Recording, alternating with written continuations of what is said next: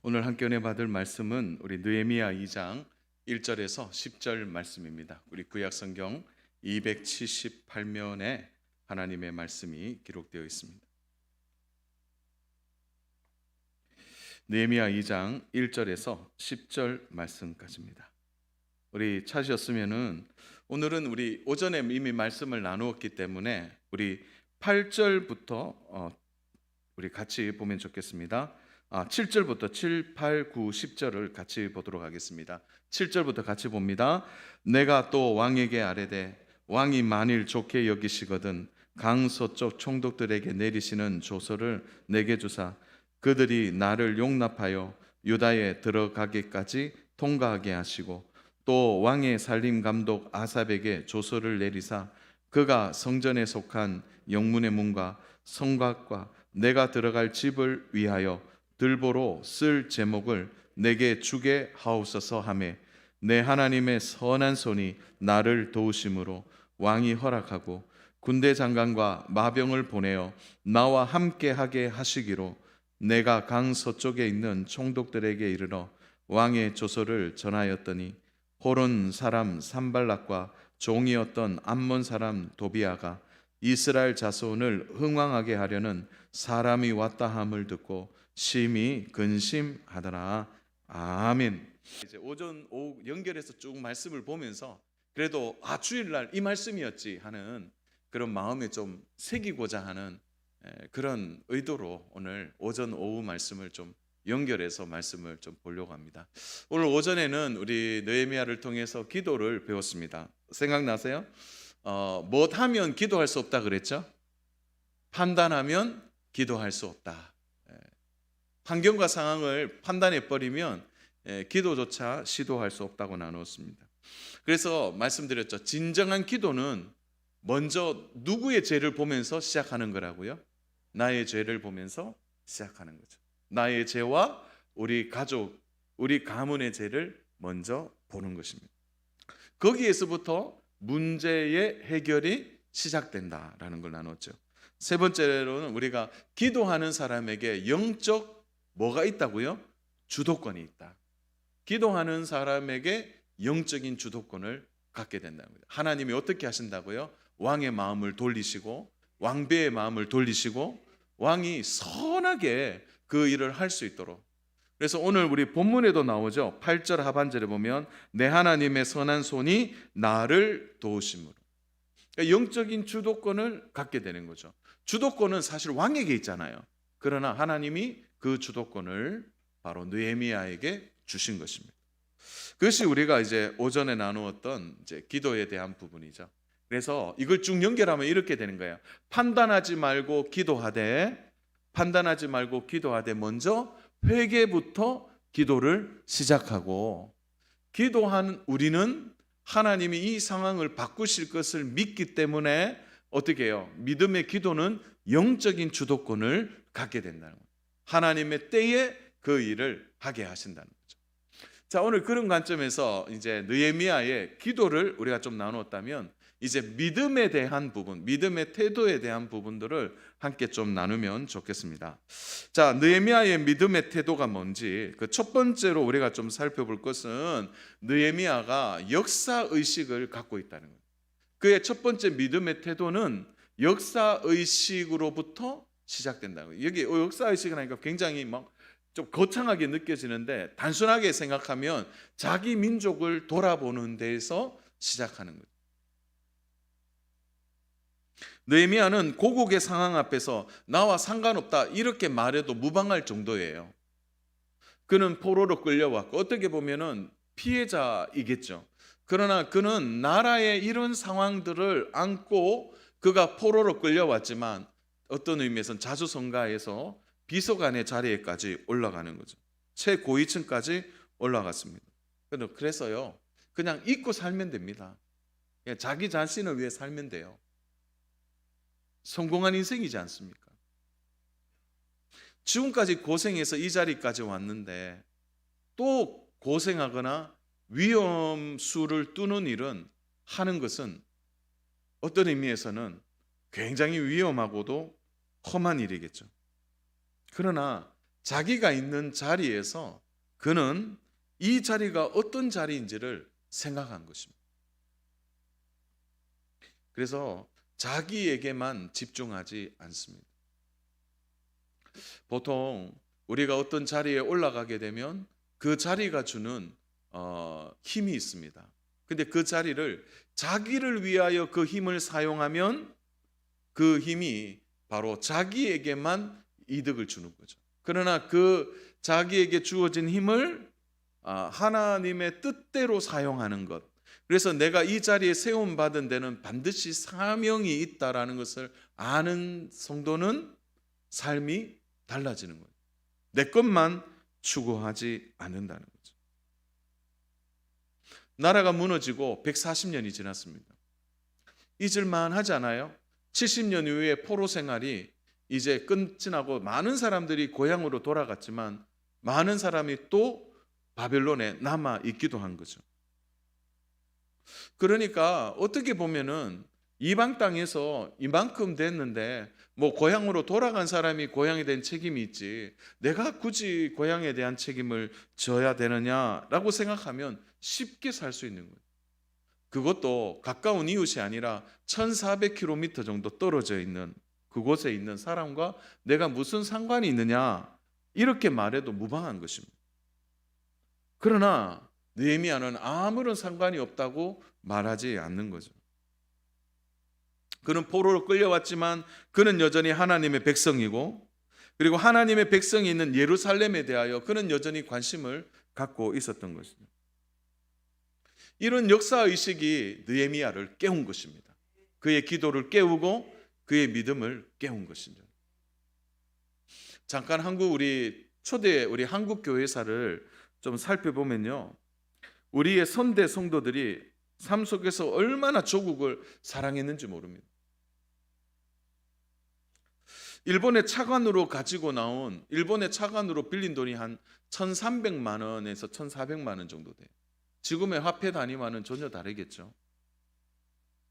근데 이 1,400만 원 정도가요. 그때 대한제국의 1년 예산입니다. 1년 예산. 정도의 차관을 빌려왔는데 그것을 빌미로 일본은 조금씩 우리나라의 경제를 빼앗아가기 시작합니다. 그때 1907년도에요. 서상돈이라는 우리 너무 잘 알죠. 국채보상운동. 그 운동의 시발점이 되었던 대한매일신보에 그 서상돈이 기고하면서 이런 글을 남깁니다. 우리가 3개월 동안 흡연만 하지 않아도 이 돈을 어느 정도 갚을 수 있다는.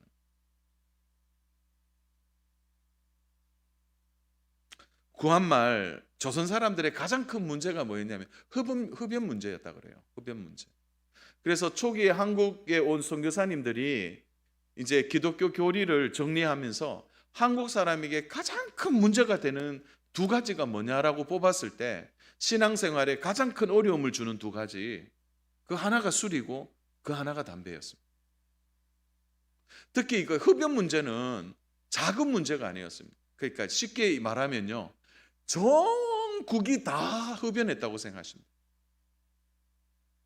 3개월만 흡연 끊으면 나라의 빚을 갚으실 정도로 그렇게 사람들이 흡연을 즐겼다고 해요. 애부터 어른까지. 그래서 이 금연 문제를 기독교 교리로 다루는 거죠. 그 일을 누가 했습니까? 기독교인들이 시작했다는 거예요. 얼마나. 그래서 초기 선교사님들이 한국에 와서 세 가지 냄새 때문에 너무 힘들었다고 그러죠. 첫 번째가 바로 그 향냄새.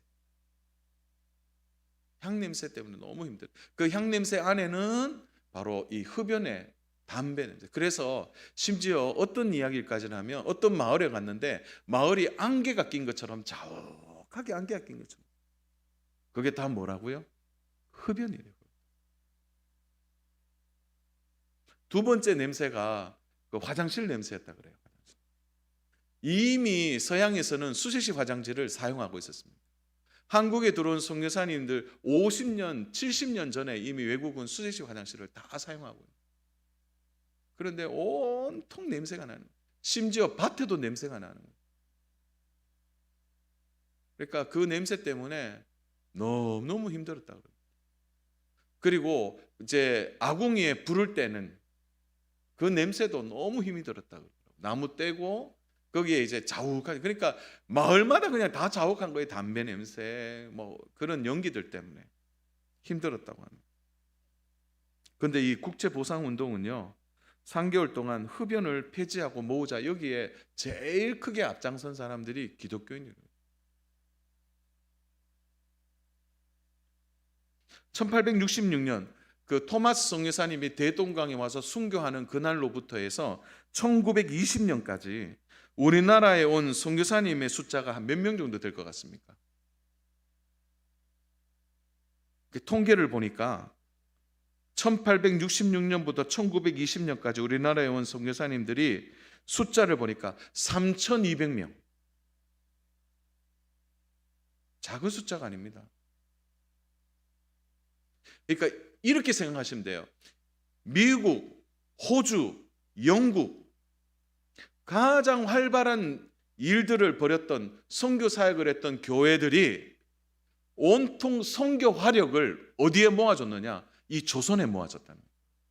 3,200명이요. 이 땅에 와서 복음을 전하고 순교하고 그들이 이 모든 일을 했다는 거예요. 작은 숫자가 아닙니다.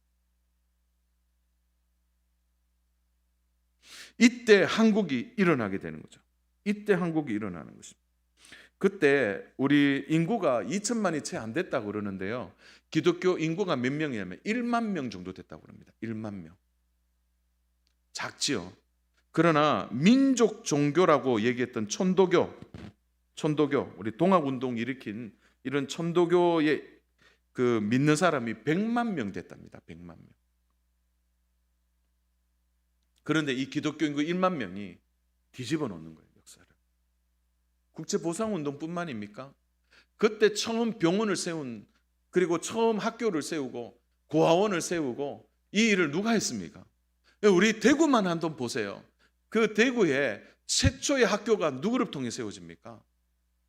또 최초의 병원이 누구를 통해 세워집니까? 베어드 선교사님부터 시작해서 아담스 존스 선교사님을 통해서 또 학교와 병원과 고아원이 세워지잖아요. 그때 동산병원 주변에, 서문시장 주변에 나 환자들이 집단을 이루는 그것도 어떻게 합니까? 선교사님들이 그들의 병을 치료하기 위해서 병원을 설립하지 않습니다. 애락원. 그 다 누가 한 것입니까?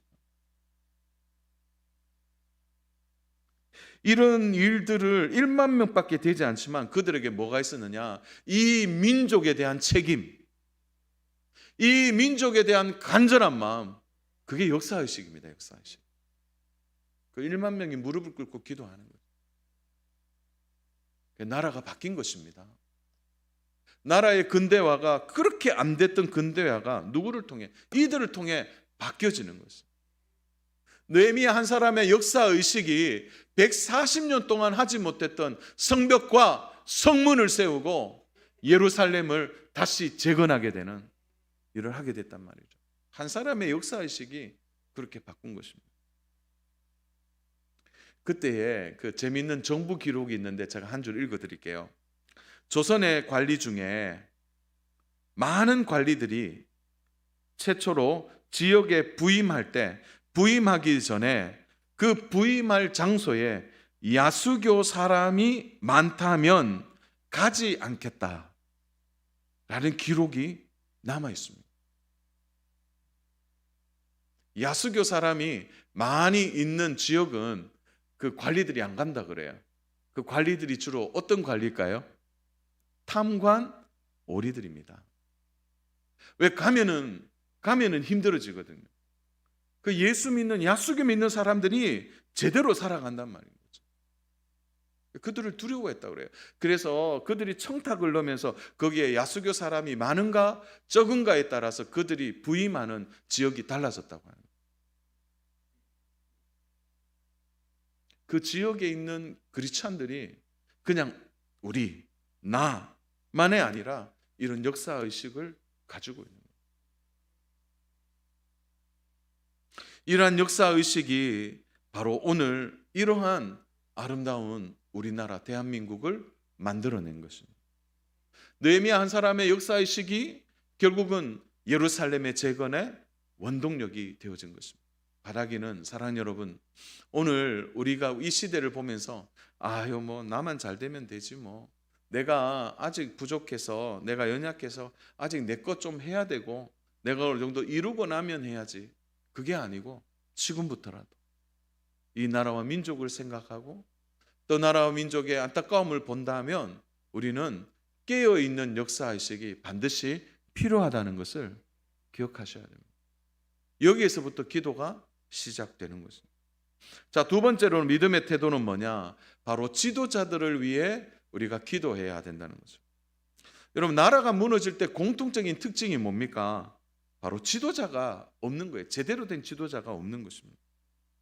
느헤미야의 안타까움의 중심에는 예루살렘의 지도자가 없는 것입니다. 처음부터 느헤미야가 하나님 나 지도자 되게 해주세요, 그렇게 기도하지 않았습니다. 오히려 느헤미야는 지도자가 없음을 알고 지도자를 위해 기도하는 것입니다. 개혁과 함께 이미 그곳에 에스라 같은 지도자가 있었지만 성문과 성벽을 세울 만한 지도자가 아직 나타나지 않았다는 거죠. 사랑하는 여러분, 나라를 위해 기도할 때 제일 많이 기도해야 될 것이 지도자들을 위한 기도예요. 오늘 우리 시대를 보세요. 사분오열되어 있잖아요. 세대 간에, 빈부 간에, 지역 간에 얼마나 나뉘어져 있는지 모릅니다. 이것을 묶어낼 만한 지도자가 눈에 보이지 않아요. 오늘 지도자를 위해 기도하는 일은 오늘 우리에게 매우 중요한 믿음의 태도입니다. 느헤미야는 자기가 지도자가 될 거라는 생각을 못했어요. 그러나 그가 기도하는 중에 사명을 알게 되고 하나님이 그를 지도자로 내어 보내시는 거예요. 어떤 의미에서 성벽과 성문을 내가 어떻게 재건해 보려고 했지, 그가 이스라엘 예루살렘을 다스리는 총독이 되리라 생각했겠습니까? 그러나 하나님은 그를 세우시는 거예요. 기억하십시오. 지도자를 위해 기도하는 그 사람이 지도자입니다. 그 지도자가 역사의식을 가졌다고 생각해 보십시오. 함부로 살겠습니까? 우리는 지도자들을 위해 정말 기도해야 됩니다. 지도자가 바로 서면 나라의 기강이 바로 서기 때문입니다. 지도자가 무너지면 경제도 함께 무너지는 것입니다. 그러므로 지도자는 결코 가만히 놔두지 않는 영적 세력이 있다는 것을 우리는 기억해야 합니다. 사단의 집요한 공격이 있다는 거죠. 우리가 지도자들을 위해 계속 기도해야 될 이유가 여기에 있는 것입니다. 주 안에 사랑하는 여러분, 우리 정치인들을 위해 정말 기도해야 됩니다. 보면은 막 속이 상하죠. 그러나 그들 가운데 참된 지도자가 나올 수 있도록, 저는 우리 성도들이 해야 될 가장 중요한 문구가 지도자들을 위해 기도할 때 성령 충만한 지도자가 나오도록, 그러니까 성령 충만한 목회자도 중요하고 성령 충만한 지도자, 학교에는 성령 충만한 교사들이, 지역마다 공무원들은 성령 충만한 공무원들이 나오는, 사업하시는 분들 중에 성령 충만한 사업가가 나오는 거예요. 성령 충만한 기술자가 나와야 되고요, 성령 충만한 장사하시는 분이 나와야 돼요. 성령 충만한 농부가 되고 성령 충만한 변호사, 경찰관, 의사, 이렇게 성령 충만한 사람들이 나와야 됩니다. 우리는 지도자들을 위해 기도해야 합니다. 이것이 중요한 믿음의 태도인 것이죠. 오늘 교회적으로도 오늘 많은 분들이 어렵다 하지만 이럴 때일수록 지도자들을 위해 기도해 주셔야 됩니다. 지도자들이 바로 설 수 있도록. 그런가 하면 세 번째로는요, 중요한 믿음의 태도가 뭡니까? 기도 응답이 될 때 이미 준비되어 있는 자세라는 거죠. 사랑하는 여러분, 느헤미야가 무턱대고 그냥 기도하고 주시옵소서 그렇게만 하지 않았어요. 느헤미야의 기도 안에는 구체적인 대안들을 갖고 있었다는 거죠. 무엇을 준비했습니까? 왕이 허락하면 어떻게 말할 것인지 미리 준비했다는 거죠. 자, 느헤미야가 왕에게 허락받고 어떻게 하고 있습니까? 7절 보세요. 내가 또 왕에게 아뢰되 왕이 만일 좋게 여기시거든 강서쪽 총독들에게 내리시는 조서를 내게 주사 그들이 나를 용납하여 유다에 들어가기까지 통과하게 하시고. 8절 왕의 살림감독 아사에게 조서를 내리사 그가 성전에 속한 영문의 문과 성곽에 내가 들어갈 집을 위하여 들보를 쓸 제목을 내게 주게 하옵소서 하매 내 하나님의 선한 손이 나를 도우심으로 왕이 허락하고 군대 장관 마병을 보내어 나와 함께 하시기로 내가 강 서쪽에 있는 총독들에게 왕의 조서를 전하였더니. 자, 왕이 허락했어요. 왕이 허락했단 말입니다. 그래, 네가 한번 가봐라. 이렇게 했을 때 왕이 그럼 너 뭐 원하니? 그럴 때 겨우 뭘 하기는 해야 되는데 왕이요, 제가 조금 뭐 한번 생각해 보고 얘기하겠습니다. 그러면 그냥 쉬어버리는 거예요. 한번 상상해 보세요. 왕이 막 결단하고 그래 한번 해봐. 그래 네 뭐 준비된 뭐 할 수 있는 것 같아. 그랬는데 왕이요 3일만 만미를 주세요. 그렇게 하면 우습잖아요. 그러니까 기도하면서 준비하는 거예요. 기도하면서 준비하는 것이. 그러니까 얼마나 준비했는지보다 첫 번째 통행증 달라고 기도하는 거예요. 통행증. 왕의 직인이 찍힌 통행증을 주십시오. 이 이유는 뭡니까? 유다까지 순탄하게 갈 수 있도록. 두 번째, 성벽과 성문 재건을 위하여 산림청과 조달청에 공문을 보내서 이 모든 재원들을 충당하게 해달라는 거예요. 세 번째로, 가는 도중에 너무 먼 길인데 혹시 강도와 도적을 만날 수 있으니까 군대 장관과 마병을 보내달라는 거예요. 마병이 뭡니까? 기마병 아닙니까? 보내달라고 하는 거예요. 사랑하는 여러분, 한번 생각해 보세요. 왕이 그래 기분이 좋아서 그래 내가 허락하노라 뭘 원하니 이럴 때 바로 얘기해. 왕이요, 왕의 조서가 있으면 전 좋겠습니다. 통행증 주세요. 그리고 제가 가보니까 아무것도 없는데 산림청에 좀 얘기해 주셔서 좀 나무와 이런 거 목재도 좀 전해주세요. 그리고 제가 가는 길이 위험한데 혹시 기마병이 가능하겠습니까? 또박또박 얘기하는 거예요. 저는 어떤 의미에서 왕이 그래 너 뭘 원하냐 이렇게 얘기했을 때 말 못하고 우물쭈물대면 왕이 대신 말했지 않겠습니까?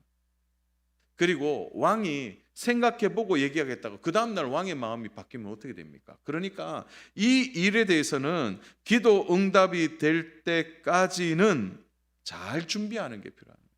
그냥 어설프게 하는 것이 중요하지 않다는 거예요. 그래서 사랑하는 여러분, 기도할 때는요 항상 중요한 태도가 하나 있어요. 그건 정기적으로 기도하는 거예요. 정기적으로. 그래서 우리가 정기적으로 모이는 기도 시간에 그 제목을 놓고 기도하는 게 중요하고요. 또 작정해서 기도하는 것이 중요합니다.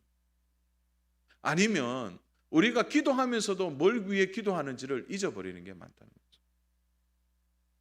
오물오물하지 않는다는 거죠. 왕에게 바로 아뢰어서 중요한 이것을 아뢰므로 그는 이 모든 일들을 순적하게 준비할 수 있었다. 그게 세 번째 믿음의 태도. 자, 우리 첫 번째부터 세 번째까지 기억이 나십니까? 첫 번째로는 뭡니까? 역사 의식을 가져야 된다. 두 번째로는 지도자를 위해 기도해야 된다. 세 번째는 준비해 놓아야 된다. 오늘 마지막입니다. 네 번째, 믿음의 태도 마지막은 지혜로움입니다. 유독 느헤미야와 왕과의 대화 속에 반복되는 말이 있습니다. 5절에 보면 이렇게 되어 있어요. 왕이 만일 좋게 여기시고, 7절에도 왕이 만일 좋게 여기시고, 좋게 여기시거든. 여러분, 우리가 느헤미야를 통해 배우는 믿음의 태도가 뭡니까? 여러분 보세요. 진짜 믿음이 있으니까요 주도권을 그냥 왕에게 줘요. 왕이요 이거 해야 됩니다 그렇게 하지 않고, 왕이요 왕이 좋게 여기시거든 허락해 주셔도 되고, 왕이 불편하시면 안 허락해 주셔도 되고. 여러분, 이것은 느헤미야의 배짱이 아닙니다. 이건 뭡니까? 모든 것을 하나님께 맡겨서 하나님이 왕을 통해 일하시도록 주도권을 주는 거죠. 고단수입니다. 고단수. 느헤미야가 자신이 주도하지 않는다는 거죠. 왜 그렇습니까? 주도하시는 분이 하나님이시다는 거예요. 주도하시는 분이 하나님이시다는 거예요. 그랬으니까 아닥사스다 왕에게 결정권을 줘도 결국 하나님이 결정하신다는 거예요. 이것을 믿는 것입니다. 이건 느헤미야가 4개월 동안 기도하면서 얻었던 가장 풍성한 은혜 중에 은혜라는 거예요.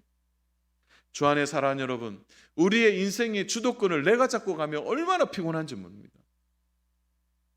내가 어떻게 해보려고 하면 할수록 어떻습니까? 힘이 들지 않습니까? 우리의 주도권이 하나님께 있다는 것을 믿으십니까? 그러면 이 하나님께 주도권을 맡겨드리는 거죠. 실패하는 많은 기도와 실패하는 믿음의 태도를 보면 대부분 자신이 주도권을 갖고 있는 거죠. 하나님을 도구나 수단으로 생각하는 거죠. 느헤미야가 얘기한 거, 왕이 좋게 여기시거든 하세요. 이런 여유가 어디에서 오는 겁니까? 왕이 판단하고 결정하지만 그 배후에 하나님 계신다는 확실한 믿음에서 하는 말인 것입니다. 오늘 우리가 살아가면서 결정해야 될 때가 있고, 또 나의 인생을 결정하는 것처럼 직장에 상사가 있고 또 여러 관계가 있을 때, 그때 어떻게 하세요? 하나님 뜻대로 하십시오. 그것을 믿고 하나님께 맡길 수 있는 믿음의 그러한 준비가 되어 있으면, 사랑하는 여러분, 어떤 결과가 오더라도 우리는 흔들리거나 시험에 들거나 넘어지지 않게 되는 것입니다. 응답의 주도권이 왕에게 있는 게 아니에요. 왕을 다스리시는 하나님께 있는 거죠. 그러니까 뭡니까? 기도하는 가장 큰 이유 중에 하나가 뭐예요? 결국 하나님이 하신다. 이거 믿으면 우리가 조급해지지 않는 것입니다. 주 안에 사랑하는 여러분, 말씀을 정리합니다. 느헤미야에 대해 오늘 함께 나누었습니다. 첫 번째는 느헤미야의 기도를 우리가 배우고, 또 하나는 믿음을 배웁니다. 성도가 누구입니까? 바로 역사의식을 가지고 사는 그가 성도입니다. 성도는 지도자들을 위해 기도하는 믿음의 태도를 가지는 것입니다. 기도하면서 응답을 주실 것을 믿고 준비하는 그가 성도입니다. 성도는 모든 주도권이 하나님께 있다고 믿고 자신이 주도하지 않는 것입니다. 이런 믿음의 태도가 살아있으면 우리는 어떤 상황, 어떤 환경, 완전히 불가능한 일이라 할지라도 우리는 판단하지 않고 기도하게 될 것입니다. 그 기도는 반드시 역사로 나타나고 반드시 응답으로 드러나서 우리의 삶의 영적 주도권을 가지고 우리는 날마다 승리하는 믿음의 삶을 살아갈 줄로 믿습니다. 이번 한 주간 이런 믿음으로 우리의 영적 도전을 감당해내는 저와 우리 믿음의 모든 성도님 되시기를 주님의 이름으로 축복합니다. 축복합니다.